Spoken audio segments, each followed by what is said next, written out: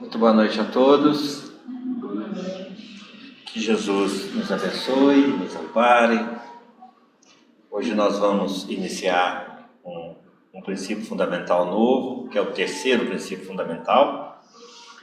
Na penúltima semana nós fechamos o segundo, interrompemos, para começar um outro novo, porque se a gente seguisse com o tema Jesus só, a gente ia chegar na eternidade falando dele. São princípios básicos, e a gente aqui procura estudar realmente o básico, né? Então, hoje nós vamos dar sequência. Dentre os 15, esse é o terceiro, que é Espírito. Rogando a Jesus que nos abençoe a iniciativa de conhecermos um pouco mais a doutrina que Ele nos trouxe.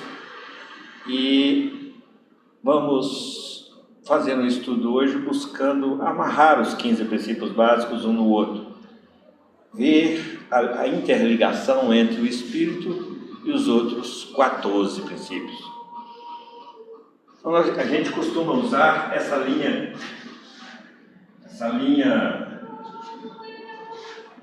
numa sequência, trazendo todos os 15 princípios fundamentais na medida que eles vão surgindo em assunto. Essa linha, vou botar ela bem cheia, que é para sair bem no vídeo. Primeiro princípio fundamental, já vimos que é Deus. O terceiro, Espírito. O segundo, Jesus.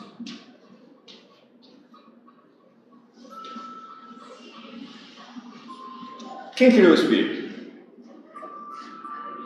Deus. Quem é Jesus? O Espírito. Está lá para as prateleiras de cima, mas lá em Simão. Mas é Espírito. Foi criado como nós. Quando? Não sabemos. Assim como não sabemos quando nós também fomos criados. Como Deus é eterno, e a Terra tem 4,5 bilhões de anos, e João fala para nós que antes que o mundo existisse, que ele já era do verbo ser, então Jesus é um espírito bem antigo, nessa eternidade criativa divina. E nós somos certamente mais recentes, dentro desse processo de criação divina. Então nós somos produto da criação divina. Nós somos...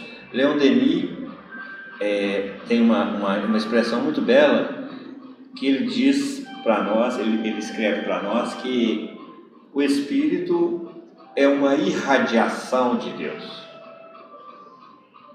Que o Espírito é, dentre as obras divinas, a mais bela, a mais completa. E aí ele vai escrevendo para nós sobre o Espírito de uma forma bem animadora e bem poética, que é uma característica dele. Mas o fato é que a primeira coisa que nós precisamos de entender é que nós somos espíritos.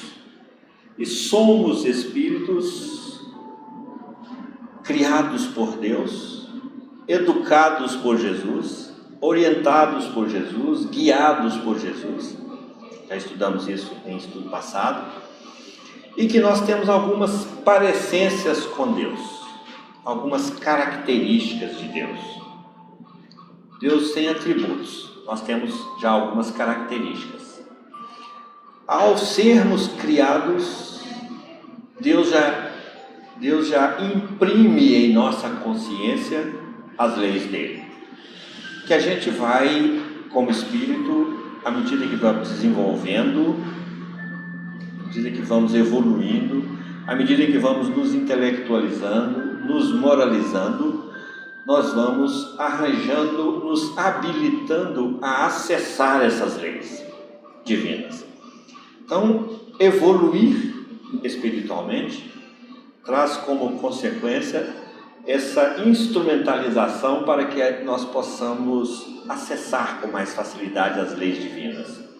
Questão 621 do Livro dos Espíritos, Kardec pergunta: onde estão escritas as leis divinas? Os Espíritos respondem: na vossa consciência, na consciência. Então nós temos as leis divinas impressas em nós, tipificadas em nós. Questão 625, qual o tipo mais perfeito que Deus tem oferecido à humanidade para servir de modelo e guia?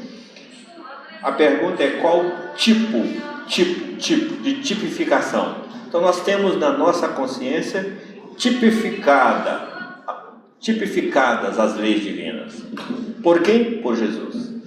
Ele é que é o grande incentivador, ele é que é o promotor dessa acessibilidade de cada um de nós às leis divinas. Estão na nossa consciência. A gente pode entender, ou pode às vezes até ficar se achando, se culpando, se responsabilizando por não conseguir acessar, nem compreender e nem cumprir ainda.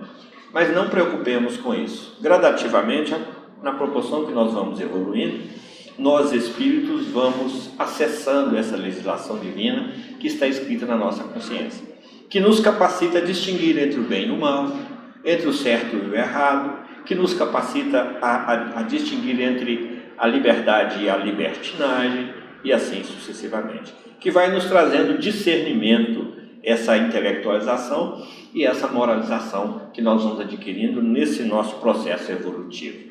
Então, algumas características que o espírito possui, que são características que são germes divinos em nós, que estão impregnados, que estão contidos na centelha divina que há em cada espírito. A inteligência. Deus é definido para nós na questão número 1, pelos espíritos, como inteligência suprema. Nós temos a inteligência relativa. Então a inteligência é uma potencialidade divina que nós temos em germe.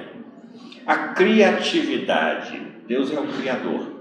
Nós também somos criadores. E da nossa vida nós somos co-criadores da nossa vida, da nossa evolução. Cada um de nós é co-criador de nós mesmos. Deus nos fornece todos os recursos, mas a nossa evolução espiritual, cada espírito é responsável por lutar pela sua própria evolução. E assim nós vamos identificando, o espírito é único. Vamos trazer isso aqui por canto, ó. O espírito, somos espíritos. E somos, ó, bem grande, somos, não temos, somos espíritos. Algumas características: nós somos únicos, parecemos com Deus, Deus também é único, cada um é único. Para que eu preciso saber isso? Para que eu comece a respeitar a unicidade do outro também, porque se eu sou único, o outro também é único. E quando é único, é diferente de tudo e de todos. Diferente de tudo e de todos. No universo todo não existe nenhum espírito igual a mim, igual a cada um de nós, igual ao outro. Por quê? Porque o espírito pensa e sente. Se nós fôssemos iguais há 30 segundos atrás, agora já seríamos diferentes, porque nesses 30 segundos últimos, cada um pensou e sentiu diferente. O que caracteriza o espírito é o pensar e o sentir. Kardec pergunta aos espíritos de várias formas, buscando identificar, buscando definir para nós o espírito. Mas os espíritos nos informam que a nossa linguagem ainda é muito limitada para definir o espírito.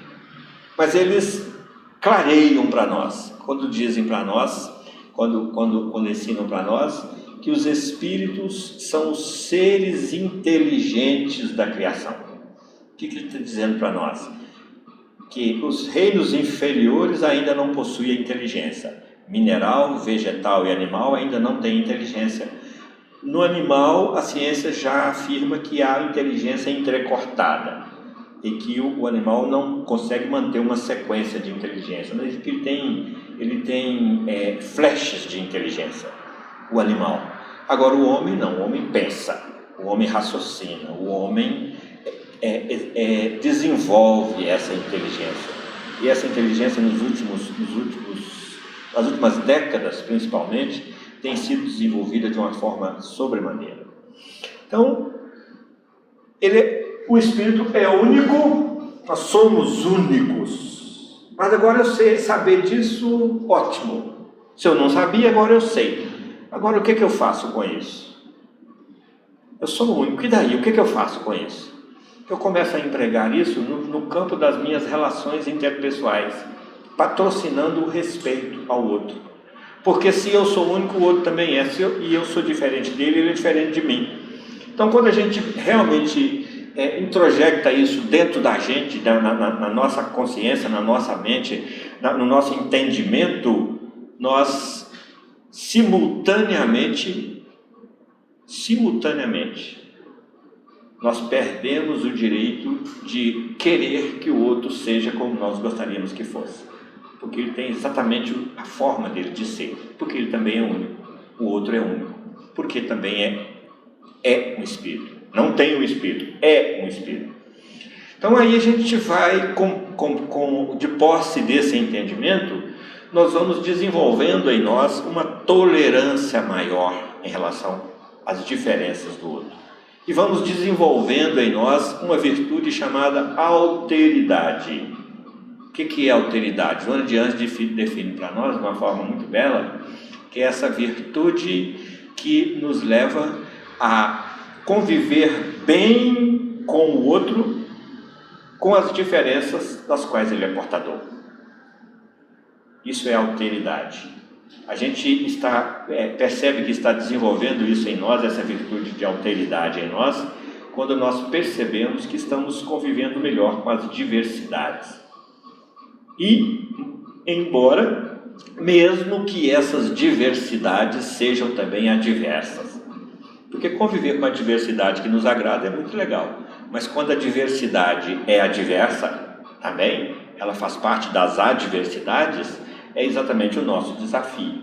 Então, quando nós começamos a trazer isso para o campo dos nossos valores e que nos leva a respeitar um pouco mais o outro, e aí nós chamamos a atenção para essa palavra, respeito. Qual que é a definição dela para mim? Porque o respeito tem uma intensidade, o respeito tem uma grandeza, uma grandiosidade que faz parte de cada individualidade. Uns respeitam mais, outros respeitam menos. Mas verdadeiramente, o que é respeitar? Eu já parei para pensar nisso.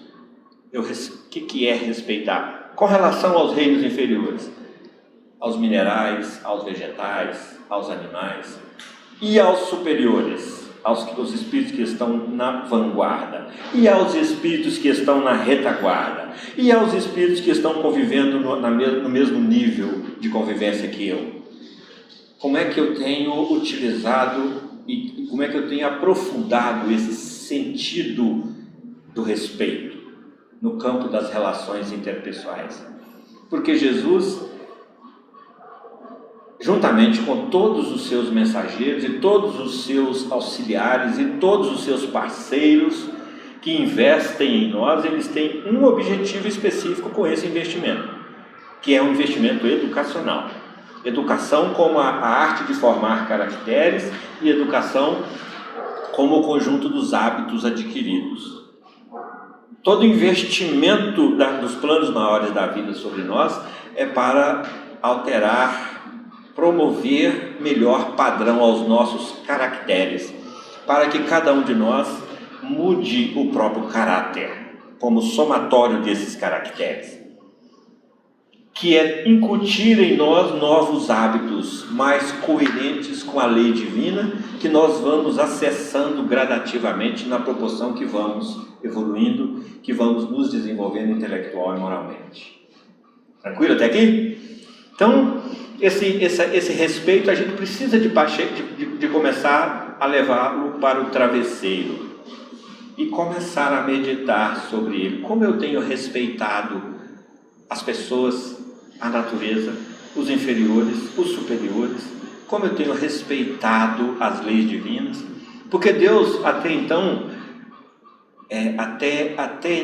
e muitos, uma imensa fração da humanidade ainda o temem. E verdadeiramente o Espiritismo vem nos dizer, nos informar que Deus não deve ser temido, mas que ele deve ser respeitado. Ele precisa ser respeitado. E entre temor e respeito há uma grande distância. Então o espírito vai evoluindo na proporção em que ele vai aprendendo a respeitar o próximo, respeitar a si mesmo e respeitar a Deus e toda a criação divina. A partir daí a gente pode entender que nós estamos evoluindo. Na proporção em que nós vamos desenvolvendo a tolerância às diversidades e às adversidades no campo das convivências, nós vamos sentindo que estamos desenvolvendo em nós essa virtude chamada alteridade. Então, o Espírito é único, como o único é Deus, e como o único é o outro Espírito. O único sou eu e o único é o outro também. Ele é diferente de todos os outros, ele é livre. Aí nós vamos puxar aqui o sexto princípio fundamental. Terceiro, quarto, quinto, sexto: livre arbítrio. O Espírito é livre, utiliza esse livre arbítrio na sua vida imortal. Para que isso serve? Para ele ter liberdade de fazer escolhas. E dentro dessa consciência de unicidade, cada espírito hoje, em sã consciência, se reconhece como um produto das suas próprias escolhas. Eu sou aquilo que eu venho me construindo, porque eu sou imortal. Então esse espírito, além disso, ele é imortal.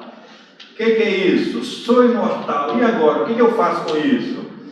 Eu sou imortal a partir de quando? A partir da agora? Porque qual é a diferença de nós, espíritos, sermos imortais na visão do Espiritismo e na visão das outras escolas religiosas, mesmo cristãs? Aliás, as religiões orientais acreditam quanto à imortalidade exatamente no que nos ensina o Espiritismo. Qual é a diferença? As escolas religiosas acreditam, ensinam que nós somos imortais a partir daqui. Nasceu, desencarnou, é imortal. Isso torna Deus incompreendido, não aceito em sã consciência. Por quê? Porque se tudo começa a partir daqui, essa desigualdade, essa diversidade, ela seria promovida por Deus, e aí por si só ela já era injusta, porque aqui alguns reencarnam, alguns não, todos reencarnamos em situações diferentes. Isso contraria aquele atributo da divindade chamado Deus é soberanamente justo e bom. Então a justiça e a bondade divina se esvai quando nós tomamos a imortalidade só a partir daqui. Encarnou, vamos trocar aqui para nasceu para encarnou. Encarnou, desencarnou. Aí é imortal para as escolas religiosas. Para o Espiritismo, já era imortal. Desde quando? Não sabemos. Mas já era imortal.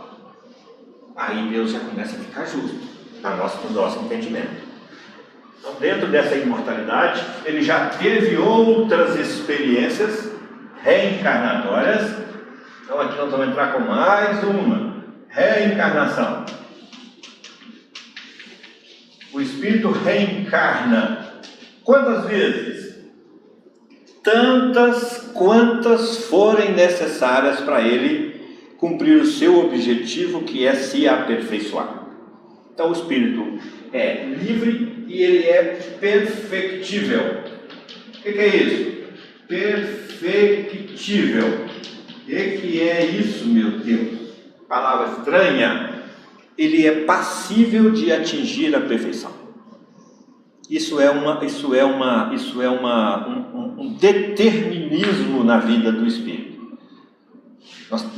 Nós conhecemos dois determinismos na vida.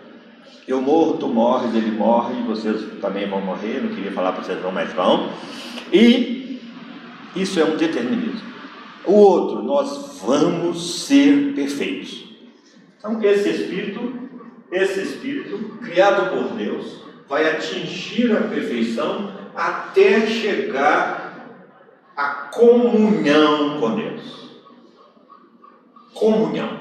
O que é isso? É até ele chegar a poder dizer como Jesus disse: eu e meu Pai somos um. Por quê? Porque a minha vontade, exercer a minha liberdade, é fazer a vontade do meu Pai que está no céu. Então, livre-arbítrio, hoje em nossas vidas, bem compreendido, é um dos princípios fundamentais que mais guardam relação com a nossa caminhada hoje no estágio evolutivo em que nós nos encontramos. Por quê? Porque hoje nós confundimos livre-arbítrio com liberdade, com libertinagem.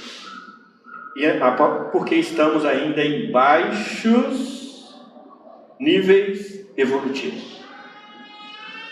Fazemos parte de mundo inferior ainda, na categoria dos mundos.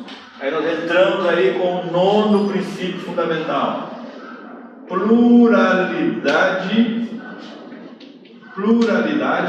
dos mundos habitados. O que é isso? Iguais à Terra, existem inúmeros, incontáveis mundos semelhantes à Terra. Opa, não é igual? Não é igual. Semelhante não é igual. Que guarda semelhanças com a Terra. Então, juntamente, no mesmo nível que nós, aí dentro de uma faixa de tolerância, existem outras almas estagiando em outros planetas semelhantes à Terra, semelhantes em níveis. Porque quando Kardec define para nós a categoria dos mundos, ele põe mundos superiores, mundos com S, muito S grande, intermediário, e mundos inferiores. Então há mundos inferiores de todas as hierarquias, há mundos também intermediários de todas as hierarquias, e há mundos superiores de todas as hierarquias. Qual que é a destinação dos mundos? Para que eles existem? Para que a Terra existe? Para acolher espíritos. E hoje ela nos acolhe. Diferença fácil saber isso? É diferença fundamental de nós começarmos a desenvolver e a trabalhar dentro de nós, do nosso coração, do nosso entendimento, a gratidão por Jesus, com os seus parceiros, terem construído um mundo para nós. E a gente ainda chama isso aqui de Vale de Lágrimas. Muitos chamam de Vale de Lágrimas. Mas não. A Terra é uma escola para que os espíritos venham aprender. A Terra é um hospital para que os espíritos venham se curar das mazelas que vão se ajuntando durante as reencarnações. E que não é uma só não, é um monte. É um monte de reencarnações. Quantas foram necessárias para ele chegar nesse padrão evolutivo que está hoje? Onde quer que ele esteja. Nós não estamos falando de espírito terráqueo, nós estamos falando dos espíritos universais. Por isso, quando Jesus traz o Evangelho para os espíritos terráqueos que estão estagiando aqui na Terra, ao mesmo tempo, nesses mundos paralelos, semelhantes à Terra, outros enviados do Pai, assessores do Pai, delegados do Pai, Cristos, porque o Pai não colocaria essa responsabilidade sobre o espírito miúdo, O espírito precisa de ser grande, de ser evoluído, de ser puro, para receber uma responsabilidade dessa, de tomar conta de um mundo. E quando nós falamos tomar conta de um mundo, não é tomar conta só de espírito, não, tomar conta de tudo no mundo, de tudo no mundo, inclusive dos reinos inferiores. Aí nós vamos lá para o último princípio fundamental, está cá na frente, ó, influência, ação dos espíritos na natureza. Quem é que cuida da natureza? Jesus. Através de quem? Por intermédio de quem? Dos seus delegados, dos seus trabalhadores. Onde é que ele cuida? Cuida no reino inferior, nos reinos inferiores, no mineral, no vegetal, no animal. Tem uma lição sobre isso muito interessante no livro Os Mensageiros, que merece ser lido. Está lá mais para o final do livro, em que mostra para a gente a ação dos espíritos em um determinado sítio, onde André Luiz narra para nós a ação dos espíritos no meio ambiente, no ambiente onde eles estão inseridos, mineral, vegetal e animal, o selo. Então hoje, quando irresponsavelmente se chega e risca um fósforo sem necessidade numa mata para queimá-la, simplesmente por gostar do vermelho, gostar do fogo mesmo. Então, a quem nós estamos contrariando, a quem nós estamos desrespeitando, a quem nós estamos ofendendo, a quem nós estamos prejudicando, além de nós mesmos. Então há um efeito muito mais globalizado, muito mais intenso e extenso do que nós conseguimos imaginar.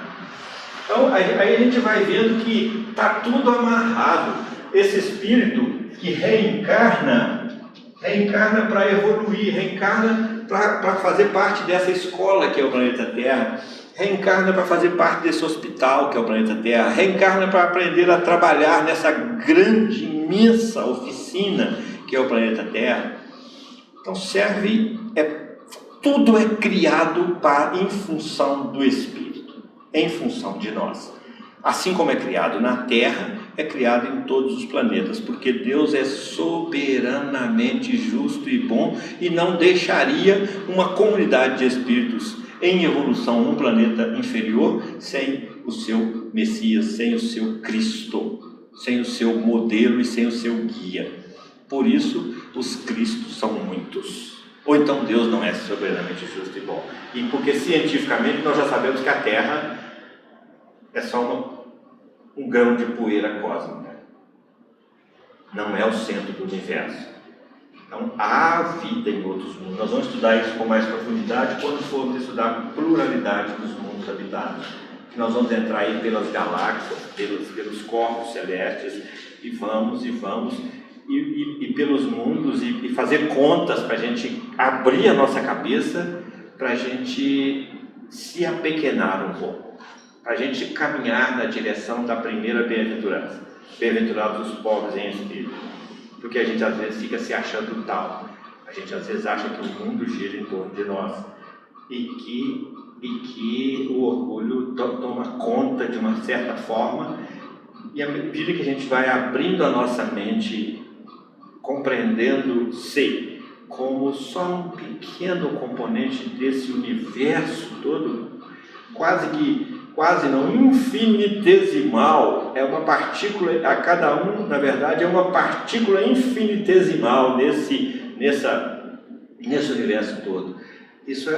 Saber isso é bom para a gente ir redimensionando o nosso orgulho, que por sua vez caminha ao lado, pare com o egoísmo, e que os espíritos nos informam que são as duas chagas da humanidade.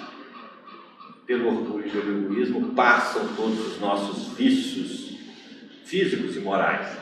Então, esse espírito então reencarna, ele é imortal, mas ele já foi criado imortal, e que entre uma encarnação e outra ele retorna ao plano espiritual, cada espírito retorna ao plano espiritual.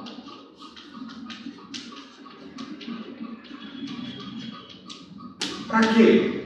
Porque lá que é a morada nossa. A gente morre de medo de morrer, mas morrer é voltar para casa. Quando a gente entende isso, não é que a gente fica querendo morrer, mas a gente perde um pouco esse medo que nós temos da morte.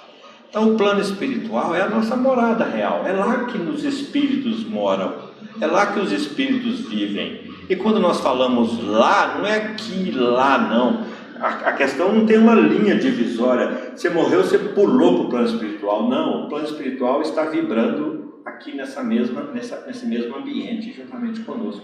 Nesse momento, muitos outros companheiros que já desencarnaram estão nos ouvindo, nos assistindo, nos amparando, nos sustentando.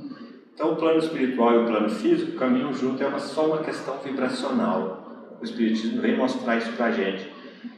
O apóstolo Paulo fala para nós que nós vivemos observados por uma nuvem de testemunhas em uma de suas cartas. O que é isso? Enquanto nós estamos achando que está fazendo escondido, muitos estão nos observando. Quando nós formos estudar evolução na escala espírita, nós vamos estudar a característica de cada uma das 10 classes de espíritos que Kardec identificou para nós, só didaticamente, sem fechar nenhuma questão, para a gente perceber o quanto que eles interferem em nossas vidas. Então nós influenciamos a vida dos outros e somos influenciados também pelos outros espíritos continuamente, permanentemente. Tanto no plano físico, material, quanto no plano espiritual, no nível espiritual, no mundo espiritual. Nós estamos nos influenciando de encarnado para encarnado, de encarnado para desencarnado. Nós influenciamos os desencarnados com os nossos pensamentos, os nossos sentimentos, e os desencarnados nos influenciam com os pensamentos e os sentimentos deles, com as intuições deles, com as influências dele, no sentido de nos encaminhar por determinados rumos, plantando sugestões em nossa mente, que nós precisamos de vigiar, que nós precisamos de estar atentos. Atentos como? Buscando identificar-se entre o bem e o mal. O que é o bem? Kardec pergunta. Como é que pode definir o bem? O bem é tudo que está conforme a lei divina.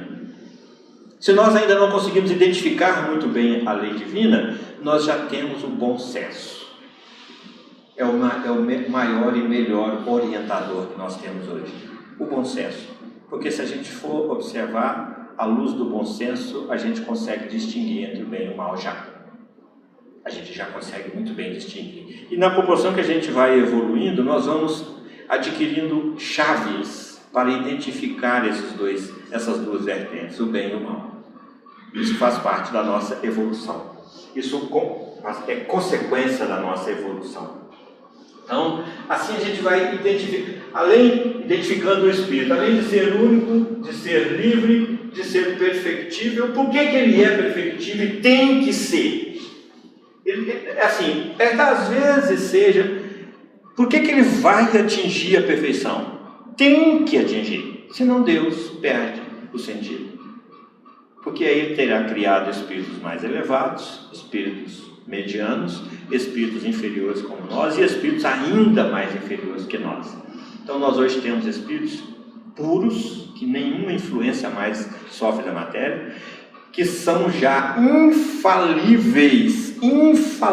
O que é isso?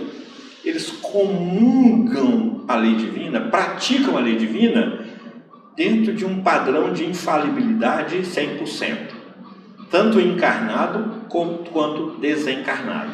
Por isso, missões dessa natureza de conduzir mundos, de conduzir comunidades de espíritos em caráter global, como no nosso caso, não é confiado a um espírito mediano, é confiado a um espírito infalível.